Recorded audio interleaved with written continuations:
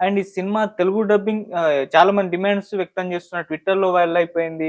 ఆ విధంగా కోరుకుంటున్నారు. సినిమా టీమ్ కూడా తెలుగు యోచనలో అంటే తెలుగులో డబ్ చేసి రిలీజ్ చేసే యోచనలో కూడా ఉన్నట్టు తెలుస్తుంది సార్. అండ్ జూనియర్ ఎన్టీఆర్ గారి పేరు కూడా తెరపైకొచ్చింది. ఆయన డబ్ చేయబోతున్నారు. ఆయనతో చెప్పిస్తే కూడా బాగుంటుందని చెప్పేసి మరి తెలుగు డబ్ ఏమైనా ఎక్స్‌పెక్ట్ చేయొచ్చా సార్? డెఫినెట్‌గా అమ్మా. ఇవాళ సినిమా దేశవ్యాప్తంగా హ్మ్. ఇవాళ సినిమా థియేటర్‌లో చూస్తూ ఉంటే జనాలు లెగిసి అంత ఆవేశపడుతున్నారంటే ఎమోషనల్ అయిపోతున్నారు. ఎమోషనల్ అంటే మన దేశం మీద మన ప్రజలకి ఎంతో ఉంది. దాన్ని మనం ఇన్నాళ్ళు మోసం చేసాం ప్రజలు. ఇవాళ ఆ సినిమానే కాదు, నేను ఇండస్ట్రీ వ్యక్తిగా, సినిమా వ్యక్తిగా నేను అందరిని కోరుకుంటున్నా సినిమా ఇండస్ట్రీ మొత్తాన్ని. హ్మ్. తీస్తున్నాం. కమర్షియల్, మసాలా సినిమాలు తీస్తున్నాం. అప్పుడప్పుడు ఇలాంటి ఈ కమర్షియలే. ఇప్పుడు ఎంత పెద్ద కమర్షియల్, పెద్ద హిట్ అది. అవును. కమర్షియలే. ఇవి కూడా తీయాలి. మనం సినిమా వాళ్ళం, మన క్రియేటర్స్ మన క్రియేటర్స్ ఈ హిస్టరీని ప్రజలకు చెప్పాలి.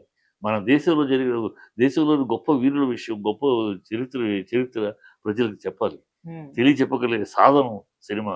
మన సినిమా వాళ్ళందరం ఈ అన్ని సినిమాలు ఇలాంటివి కాకపోయినా అడపాదడపా ఇలాంటి సినిమాలు దేశ చరిత్రను చాటి చెప్పి, దేశ ఔన్నత్యాన్ని చాటి చెప్పి, మనం మన మన గొప్పతనాన్ని చాటి చెప్పి, ఆ వీరుల కథలు, ఆ దేశ కథలు తీయాలి.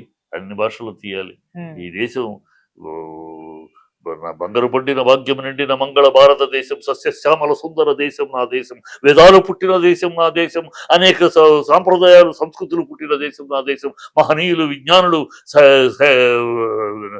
వైజ్ఞానికులు నడిచిన దేశం నా దేశం, ఎన్నో మతాలకు పుట్టిల్లు నా దేశం, గణితంలో సున్నాన్ని కనిపెట్టిన దేశం నా దేశం, ప్రపంచం బట్టలు కట్టుకుంటానని తెలియని రోజుల్లో అగ్గిపెట్టెలో పట్టు వస్త్రాన్ని ఇచ్చిన దేశం నా దేశం.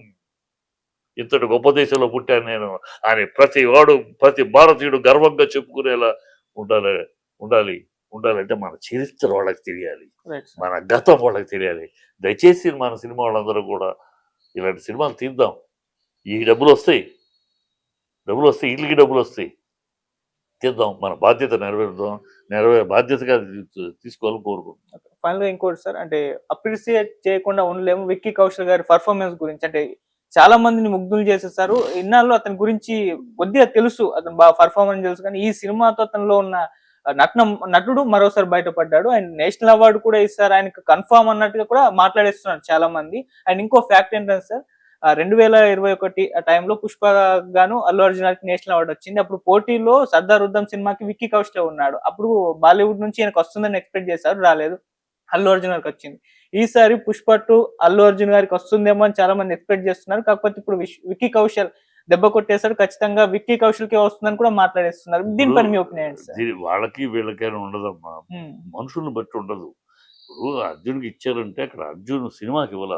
హ్మ్. ఆ సినిమాకి కాదు ఇచ్చేది. తన performance. Performance award best actor award అది. అవును. బెస్ట్ మూవీ అవార్డ్ కాదు. అవును. బెస్ట్ పర్ఫార్మెన్స్ అంటే పర్ఫార్మెన్స్ ఎందుకు ఇచ్చారంటే అక్కడ అర్జున్ కనపడలా ఆ సినిమాలో. హ్మ్. పుష్పనే కనపడ్డాడు. అవును. పాత్ర కనపడింది. పాత్ర చేసిన నటుడు కనపడలా. హ్మ్. అది పర్ఫార్మెన్స్ విలువ అంటే. హ్మ్. పర్ఫార్మెన్స్ విలువ ఎలా గేజ్ చేస్తారంటే అక్కడ ఆర్టిస్ట్ కనపడ్డాడా, పాత్ర కనపడింది. ఓకే. డెఫినెట్‌గా ఎవరిని అడిగినా, ఇక్కడ చిన్న పిల్లాడిని అడిగినా అసలు అర్జున్ కనపడ్డా. అర్జునా అనుకోవాలా. అలా క్యారెక్టర్‌లో దిగిపోయి చేసాడు. ఇప్పుడు ఇక్కడ దీంట్లో అలా చేసాడు. హ్మ్. ఇప్పుడు రేపు మిగతా సినిమాలు ఏమున్నాయి, ఖచ్చితంగా అర్హత ఉంది. అవును ఈ సార్. సినిమాకి అవార్డ్ వచ్చే అర్హత ఉంది. హ్మ్. 'పుష్ప 2' నేను ఎక్స్‌పెక్ట్ చేయట్లేదు. ఓకే. వాళ్ళు 'పుష్ప 2' 1 వచ్చింది కనుక అనుకుంటారు కానీ 'పుష్ప 2'లో అయిపోయింది. ఆ పర్ఫార్మెన్స్ సేమ్ పర్ఫార్మెన్సే కదా! సేమ్ పర్ఫార్మెన్స్‌కి మళ్ళీ ఎవరు? ఓకే. దీంట్లో ఏదైనా డిఫరెంట్ ఉంటే హ్మ్. సేమ్ పర్ఫార్మెన్సే కదా! అదే 'పుష్పనే' కదా! హ్మ్. 'పుష్పరాజే' కదా! వేరే కాదు కదా! సో, దాంట్లో ఇచ్చినాక అదే పాత్రకి మళ్ళీ ఇవ్వటం ఉండదు. కనుక అది వాడు ఊరినే మాట్లాడుతూ ఉంటారు గానీ అది జరగదు. హ్మ్. ఇప్పుడు రాబోయే సినిమా ఇతను పర్ఫెక్ట్‌గా అవకాశం ఉంది. పర్ఫెక్ట్‌గా అవసరం ఉంది.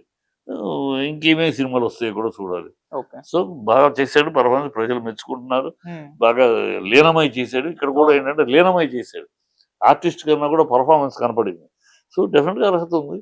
లెట్ అస్ హోప్ రావాలని రైట్. ఇంకోసారి. Right. Thank you so much sir.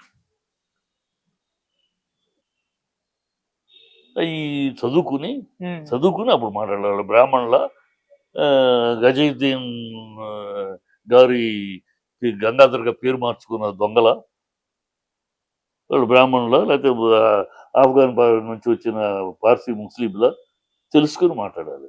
Okay. మోతీలాల్కి పుట్టాడా Nehru, లేకపోతే మోతీలాల్ పెళ్లి చేసుకున్న ముస్లిం ఆవిడకి ఆల్రెడీ పుట్టిన కొడుక తెలుసుకుని మాట్లాడాలి. ఓకే. వీళ్ళు ఎట్లా అవుతారే బ్రాహ్మణులు? మీ నెహ్రూనేమో అట్లా ఇద్దరు ముస్లిం పుట్టాడు. రాజీవ్ గాంధీనేమో ఇందిరాగాంధీనేమో ఒక ముస్లింని పెళ్ళాడింది. రాజీవ్ గాంధీ సంజయ్ గాంధీ పుట్టింది ఇందిరాగాంధీకి ముస్లింకి.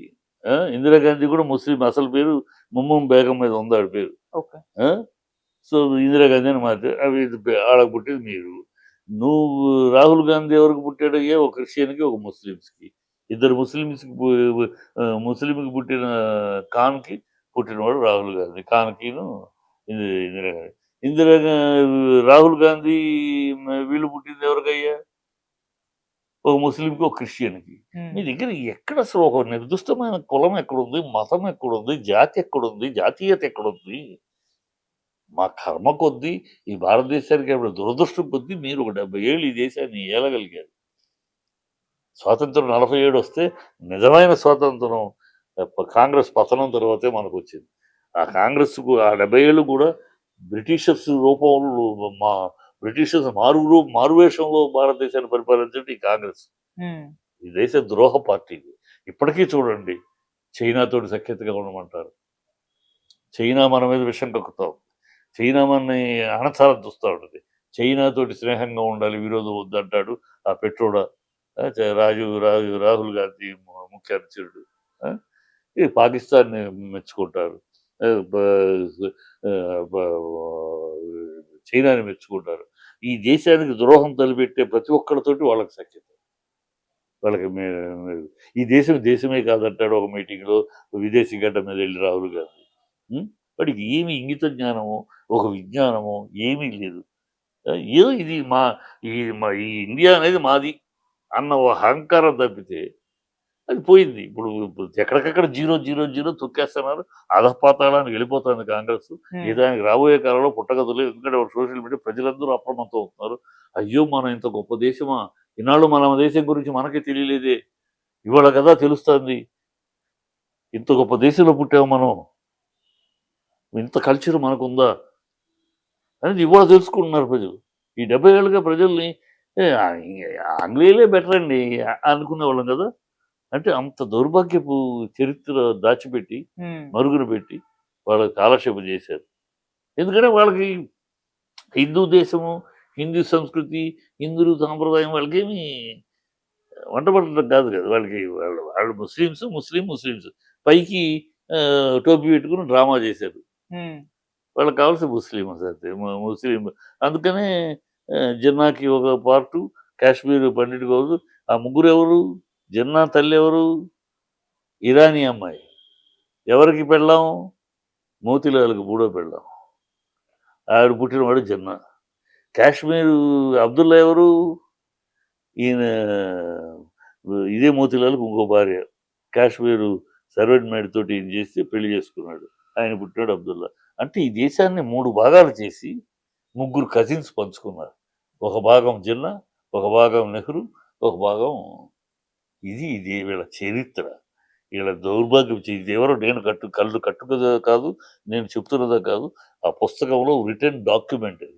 మిథాయ్ అనే ఒక వ్యక్తి, ఆయన నెహ్రూ దగ్గర 16 సంవత్సరాలు 20 సంవత్సరాలు పిఏగా పనిచేశాడు. ఆయన రాసిన ఆత్మకథ. ఎవరైనా చదవచ్చు.